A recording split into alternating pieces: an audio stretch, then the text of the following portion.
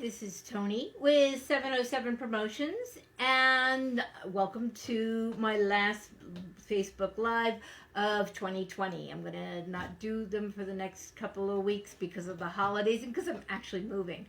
So, and when I come back in 2021, it probably will be a little different. Last week I talked a lot about pins and coins and medallions. It's something I used to work with a lot more.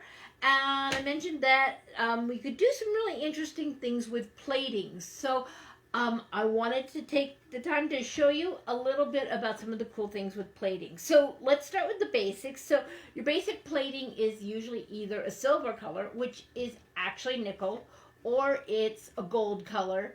And usually that's actually brass. True silver would tarnish, so we rarely use real silver.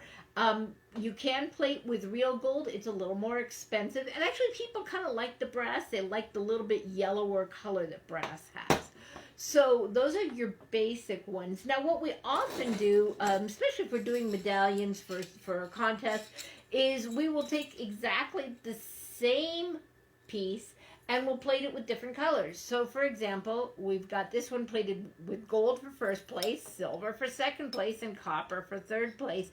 And at least back when I did these, there was no extra charge for the different platings. So that was kind of a fun way to, and fun and inexpensive way actually, to have all three places in very distinctly different looks that was appropriate for medallions.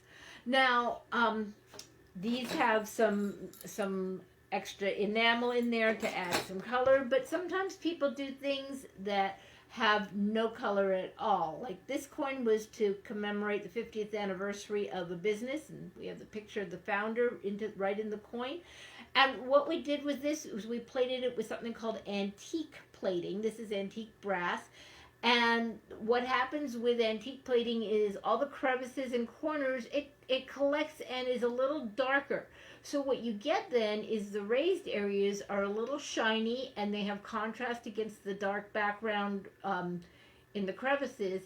And it lets you read things and gives some dimensionality and some contrast so you can kind of see what's going on. Now, I had a customer who didn't want the antique look, or they thought they didn't, so we had some extra time in this particular project and said, fine, let's show you what that looks like. And you can see that without with all one color and without the contrast, it's really hard to see anything on this medallion. They took one look at it and said, oh yeah, you were right. And so we redid it with an antique plating and pop. You can see exactly what it says. This is again in a medallion for an award. So gold for first place, silver for second place, copper for third place. Again, is the way we did this. And there's no reason you can't add color when you're doing antique. This was a coin to award employees for meeting safety goals. And we did it with antiquing. On the back, there's some text about the safety goals, but the front has the company logo, and we did it with the enamel, so it kind of pops, and it worked out pretty well. So that's also a possibility. Besides the antique platings, there's some interesting platings that you can do. This one is called black plating. Technically, it's not a plating in that you don't put it in an electrolyte bath and run electricity through it. It's more like a paint.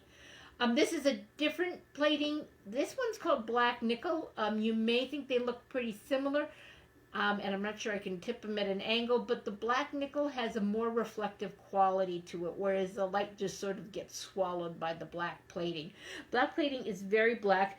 I don't have examples of this, but I've been seeing a lot of black plating on the entire pin. And remember, whatever you plate it, usually the entire pin is that. So this is just a regular pin. And maybe you can imagine, if we use black plating, all the metal lines would be black. And, we often do a lot of delicate, if there's more detail in it, we'll often try and do that in metal because we do have more ability to do detail in metal.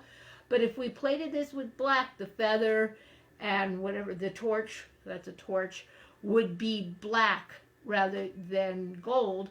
And that might work, especially if you chose your background colors well. So that is kind of a trending in the metal working industry. I've been seeing a lot of pins done with black plating so that you get black lines instead of gold or silver lines for, you know, for example, to spell things out, where we used to spell things out by stamping it, raising the metal and putting a color behind it.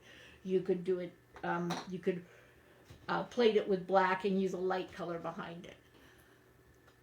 So let's see, besides the black platings, there's also matte platings, and we did this one project where, you know, the customer had it plated in silver in the past, and we showed them a couple other platings. So this one's actually antique, but because it doesn't have raised areas, it doesn't really gather the dark in certain spots. But this one is a matte silver plating, and it came out looking really elegant. The customer chose to do this. We actually did run the rest of the order like this, and it came out really nice. There's also matte gold, and this is an interesting piece in and of itself, but the plating on it is matte gold. This is a paperweight that the mayor of Monterey Park wanted to give to visiting dignitaries, so that was an interesting project. Now, besides platings, there's a lot you can do with texture. A really popular one is sandblasting. And when you sandblast, you tape off the raised areas, you sandblast the background, and then you get the shiny contrasting against the background. Or another way to do it is to put, again, color with enamel in there. This was an interesting project. They really wanted their logo to kind of float above the background, and the way we did that was we put a sandblast background on there, and it does kind of give the feel of the logo floating above it. There's actually sandblasting is not inexpensive, but there is a way to kind of fake it. It really is called imitation sandblast, and what we do is we simply put a texture in the background in the mold. And so let's go ahead and put them next to each other. You may not be able to see it, but there is a little bit more. This one is the one that's true sandblast. This one is the imitation sandblast. And the true sandblast, it looks a little more organic somehow. It does come out looking just a little better, although unless you are looking for it, you probably couldn't even tell the difference. It does take kind of a wonky person to be able to see the difference.